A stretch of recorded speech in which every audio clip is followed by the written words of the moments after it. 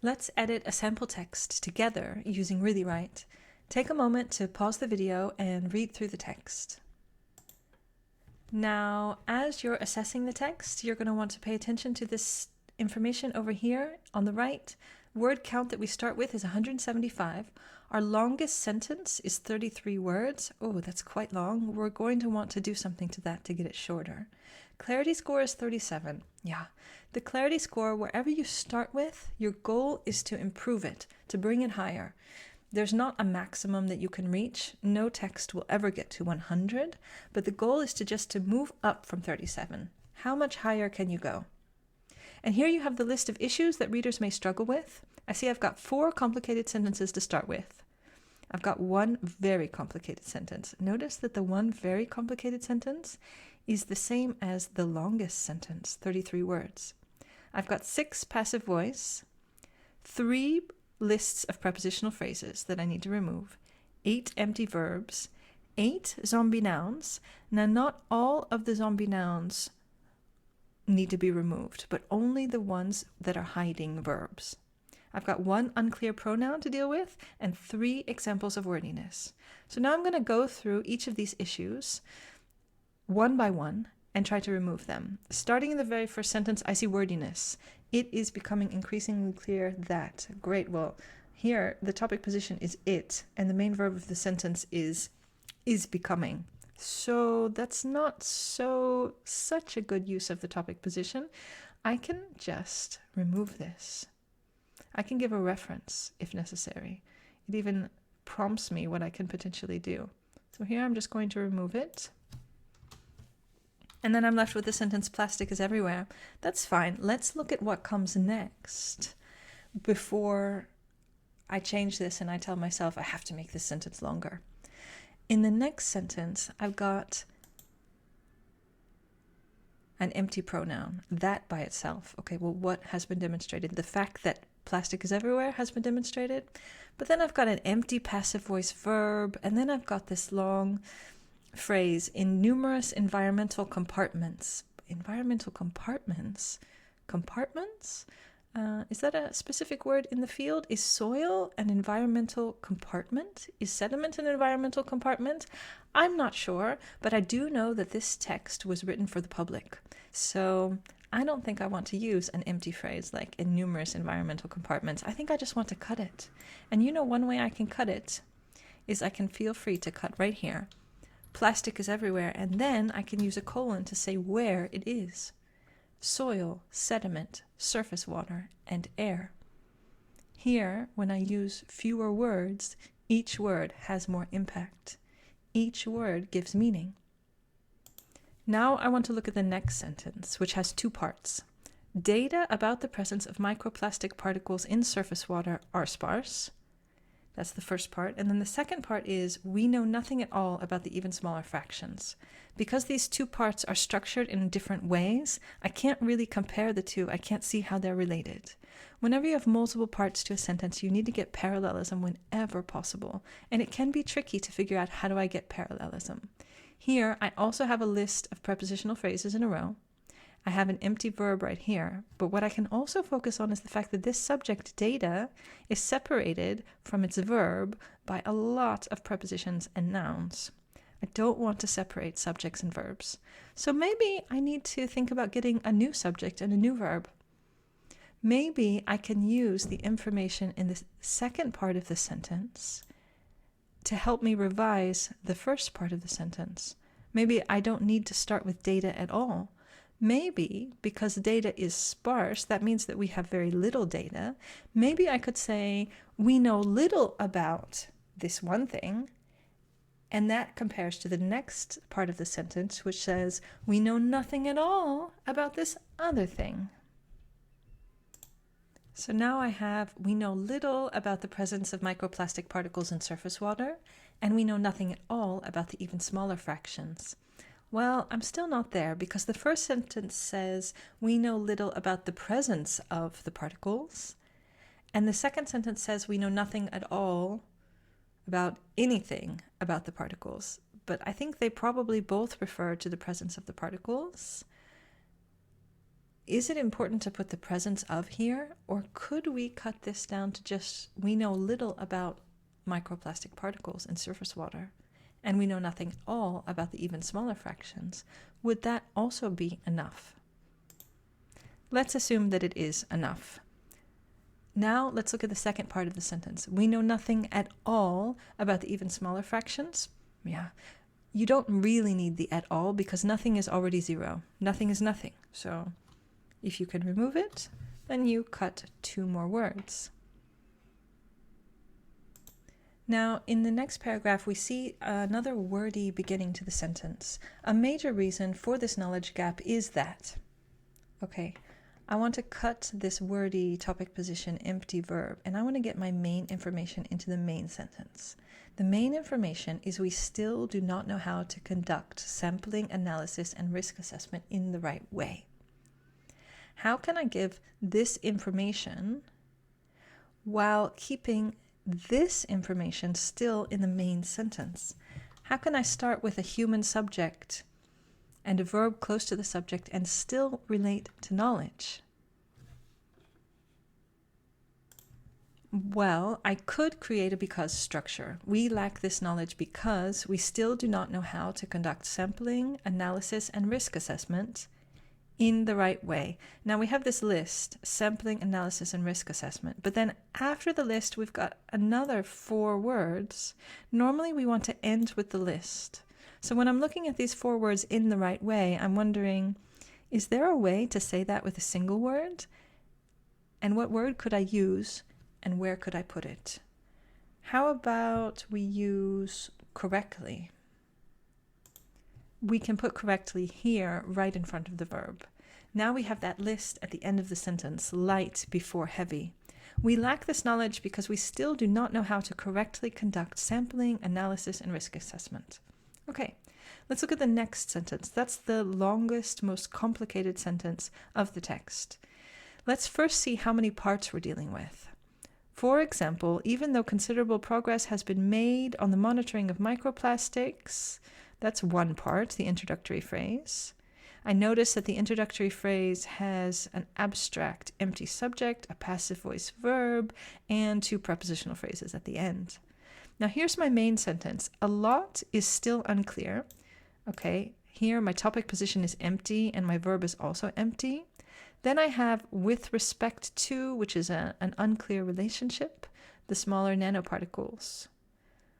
Then I have another sentence after the and, this final sentence here, monitoring methods are still being developed worldwide. Okay, the first thing I'm going to do is break apart the separate sentences. So here, monitoring methods are still being developed worldwide. I can very easily separate that into its own sentence.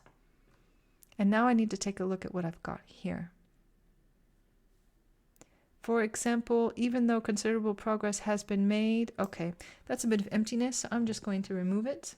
And I'm going to ask myself, what are we trying to say about the monitoring of microplastics? I think we're trying to say that today we are better able to monitor microplastics. And I want that main verb monitor to be the main verb in the sentence and not to be a zombie noun. Now I've got a human subject, I've got a precise verb. Now I need to figure out what to do with the second part. A lot is still unclear with respect to the smaller nanoplastics, so we don't know something about the smaller nanoplastics. This is all vague emptiness. I'm going to cut it and I'm going to try to create parallel structure.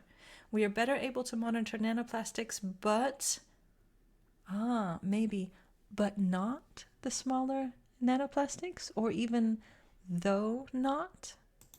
Now I've got a straightforward comparison structure. And then my sentence that comes after it is monitoring methods are still being developed worldwide.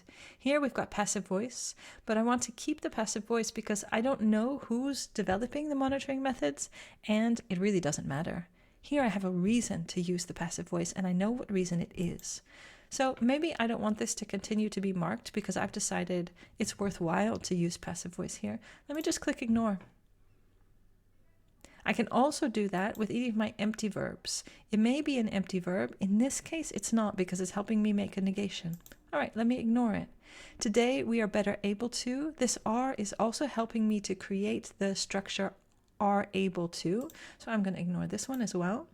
And here this are being developed. This is important for the verb tense, so I'm going to ignore it. Those are not empty verbs, those are helping verbs. Now, plastic is everywhere. This is still an empty verb, but it's only one in this whole section, and I think it's impactful to make that first sentence 3 words and then give a short list. I don't think that there's another verb that would be better here. I'm not going to remove the empty verb, the verb to be, if I think that the empty verb here, the verb to be, is really the best verb for the situation. Sometimes the verb to be or to make or to do or to show is really the best verb for the situation. Then I accept it. I still have one zombie noun that I've left, but that's an important zombie noun because it's one of the key words, risk assessment. So I'm going to ignore it. I accept that I will keep it there. Notice the clarity score keeps going up as we resolve the issues in the text. Now let's take a look at the next paragraph. The aim of this project is wordiness. What can I do? Can you use aim as a verb, or can you remove it altogether? Okay, I could say this project aims to develop, or even better, I could get rid of aim altogether and I could use develop as the main verb. How would I do that?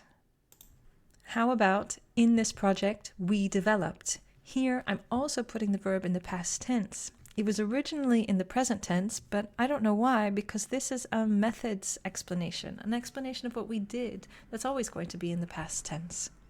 Now let's look at the next part. We developed a new monitoring method for nanoplastics with TGA in conjunction with gas chromatography. There's a lot of prepositions there, but not all the prepositions are necessary. Look, in conjunction with can just be and. With can actually be a verb, using. How do I know it's the verb using? Look at the next sentence, using this technique. I think the technique refers either to gas chromatography or thermogravimetric analysis. So here I can also just use using. Then I've got a verb to connect my nouns together, which is more specific than a preposition. So now we have, in this project, we developed a new monitoring method for nanoplastics using TGA and gas chromatography. Now this sentence still says it's complicated. But as I look at the structure, I see I have a short introductory phrase that gives some context. I have a human subject. I have a precise verb in the active voice. I have an object. I have one prepositional phrase, and then I have a list with the names of 2 techniques. So my structure is pretty simple. However, the names of the techniques are pretty long and complicated. So this might still be marked as complicated because these words are very long with multiple syllables.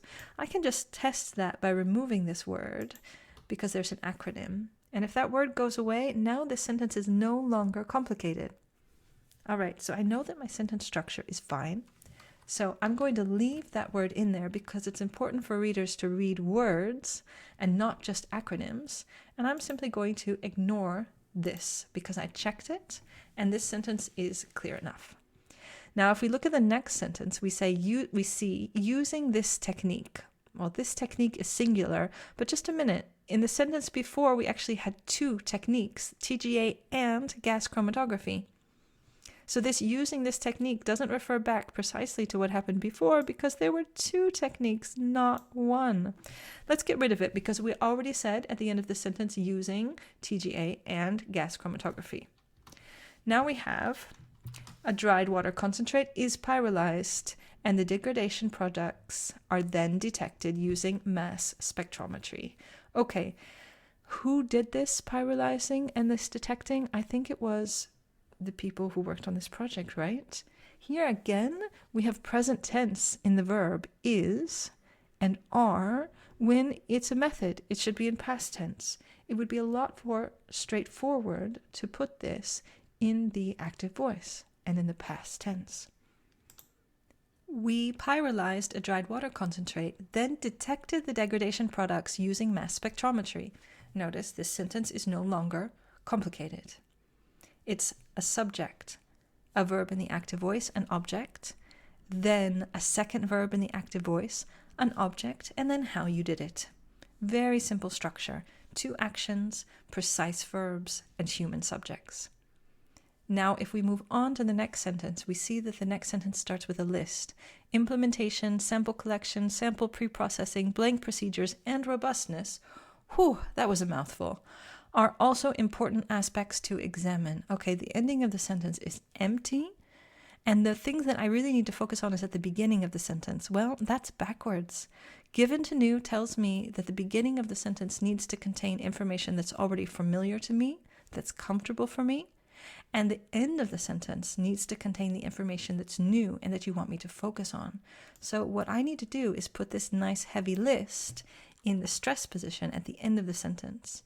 And I need to create a beginning of the sentence with a subject and a verb that will introduce the list. What could that look like here?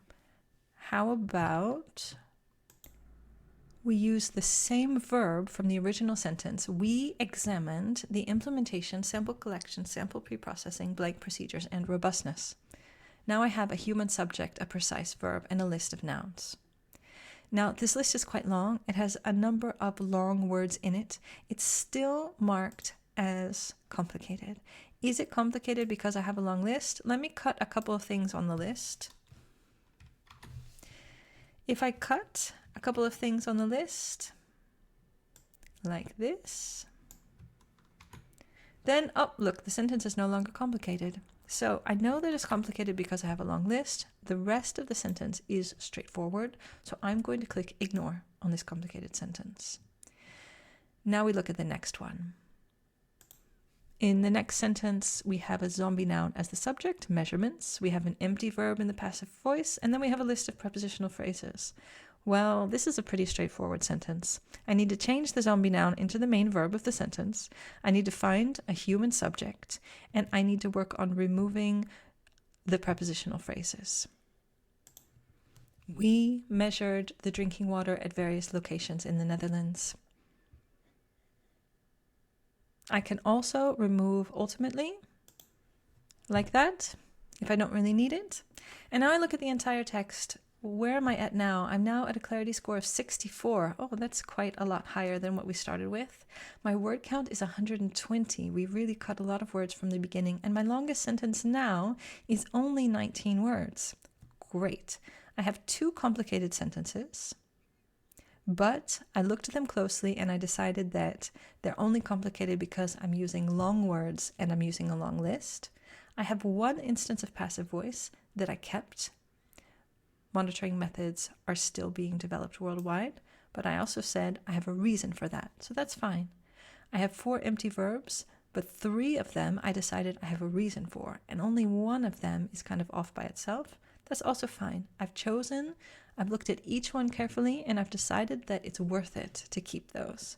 I still have 6 zombie nouns, but these zombie nouns are important words in the text. They're keywords. They're not zombie nouns that could be changed into verbs, so I will keep some zombie nouns in the text, and I accept that. My clarity score now has gotten a lot higher than I started with. I've got more given information in the topic position, precise verbs close to the subject, long, heavy, abstract information, or information that I need to focus on at the end of the sentence in the stress position, and I'm finding this text a lot easier to read. What about you?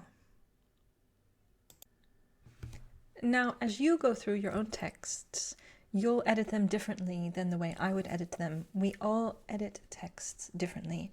What I'm trying to do with ReallyWrite is to give you a way to talk about your work with each other in a more objective way, based on a number of more objective criteria, so that you don't have to rely on your feeling of whether or not something is clear, but instead you can actually look objectively at the sentence and say, I think this is not clear because I have a long list of prepositional phrases and a lot of zombie nouns. What can I do to change that?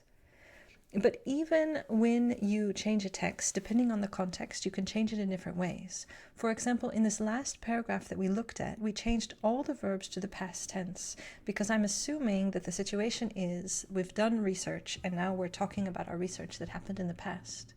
However, suppose you're writing this in a research proposal and your research will take place in the future. Well, you're still not going to use the present tense like in the original text, but you also won't use the past tense. Instead, you'll switch everything to future, like this. Instead of we developed, you'll have we will develop a new monitoring method. We will pyrolyze a dried water concentrate. Then detect. We will detect the degradation products. We will also examine the implementation, sample collection, sample preprocessing, blank procedures, and robustness.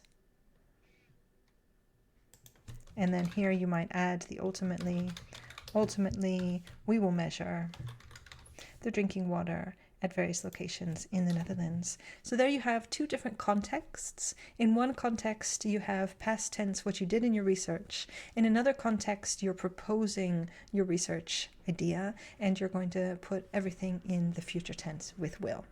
I hope that this has helped you to see how you can revise your text using ReallyWrite. Good luck!